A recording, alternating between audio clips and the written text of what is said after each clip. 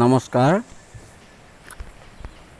আপোনালোকে হয়তো বহুত ঠাই ঘূৰিলে, কিন্তু আমাৰ ওচৰতে এখন ঠাই আছে, যিখন ঠাই আপোনালোকে আজিলৈকে পদাৰ্পণ কৰা নাই। সেইখন ঠাইৰ বিষয়ে অলপ আপোনালোকক অৱগত কৰিবলৈ ওলাইছোঁ। শ্ৰদ্ধা ৰাইজ, সেইখন গাঁৱে হ'ল বৰকুলহাটী। বৰকুলহাটী, বৰ মানে ডাঙৰ, কুল মানে জাতি, আৰু হাতী মানে শাৰী, শাৰী শাৰী। নলবাৰী জিলাৰ বৰকুলহাটী গাঁও। এয়া বৰকুলহাটী গাঁৱৰ ঐতিহ্যমণ্ডিত শ্ৰী শ্ৰী বাৰাগোপাল থান। এই ঐতিহ্যমণ্ডিত থানখন আপোনালোকক এফালৰ পৰা দেখুৱাবলৈ চেষ্টা কৰিছোঁ। এইখন থানতেই আৱিৰ্ভাৱ হৈছিল হাতামপুৰীয়া গছ, যিডাল গছৰ বয়স হয়তো এতিয়ালৈকে কোনেও অনুমান কৰিব নোৱাৰে। এয়া চাওক, শ্ৰী শ্ৰী বাৰাগোপাল থান, বৰকুলহাটীৰ ধূপগছডাল। এই ধূপগছডালৰ বয়স আজি প্ৰতি কোনেও উলিয়াব পৰা নাই।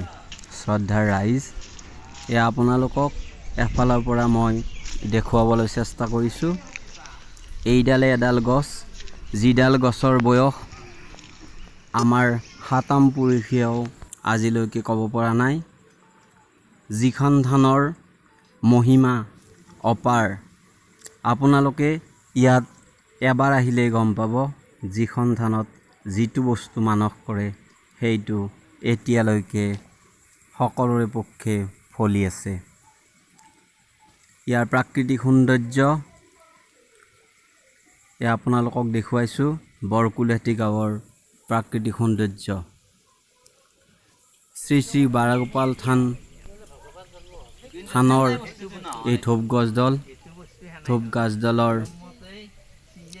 ইয়াত সিপাৰে তৈয়াৰ হৈছে নানান ধৰণৰ জীৱ জন্তুৰ আকৃতি চিহ্ন। এয়া আপোনালোকক পাৰিলে মই দেখুৱাবলৈ চেষ্টা কৰিম, মোৰ সহকৰ্মীয়ে দেখুৱাব। এয়া এফালৰ পৰা দেখুৱাইছোঁ। এই হাতামপুৰীয়া গছডালৰ যি চিহ্ন,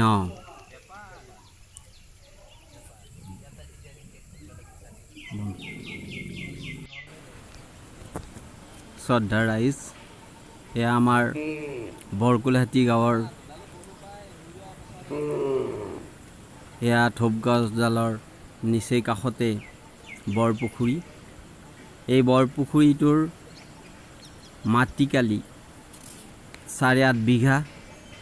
এই 8.5 বিঘাত আপোনালোকে দেখিবলৈ পাইছে, পুখুৰীটোত প্ৰত্যেক বছৰে মাছৰ পোনা সিঁচা হয়, আৰু সেই মাছ গাঁৱৰ প্ৰতি ঘৰে ঘৰে 1 কেজিকৈ প্ৰতি মাঘৰ বিহুত দিয়া হয়। শ্ৰদ্ধা ৰাইজ, এই প্ৰাকৃতিক সৌন্দৰ্য বৰ মনোমোহা। এই প্ৰাকৃতিক সৌন্দৰ্য ইমান মনোমোহা যে আপোনালোকে ইয়াত এবাৰ আহিলেই গম পাব। এই প্ৰাকৃতিক সৌন্দৰ্যত আপ্লুত হৈ বহুত মানুহে ইয়াতে বহুত ধৰণৰ ভিডিঅ', বোলছবিৰ এইবিলাকৰ আখৰা কৰে। এই পুখুৰীটোত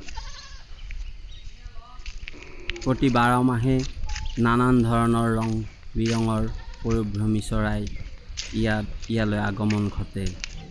এই পুখুৰীটো প্ৰতি বছৰে বহুত টকাত নিলাম হয়, আৰু ইয়াৰে গাঁৱত খৰচ হয়।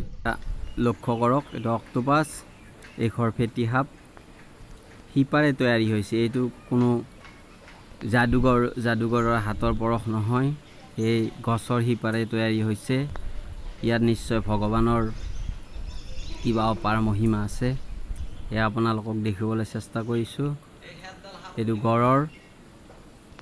এইটো গড়টো চাই লওক, ভালদৰে চাই লওক। এইখন সাপ।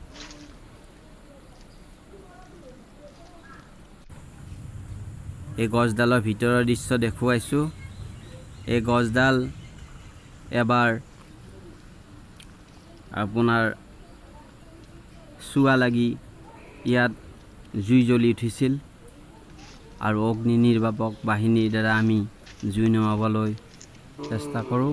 ইয়াত গৰমৰ দিনত মানুহে দূৰণিপতীয়া মানুহে জিৰণি লয়।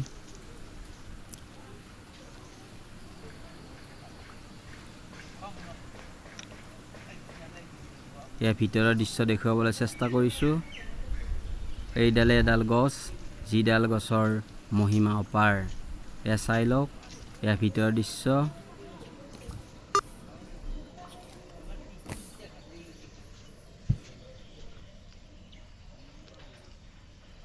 এইটো সুৰংগ।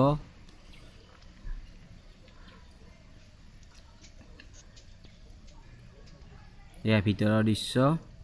গছডালৰ ভিতৰতে এনেকুৱা গুহাৰ নিচিনা বহুত ধৰণৰ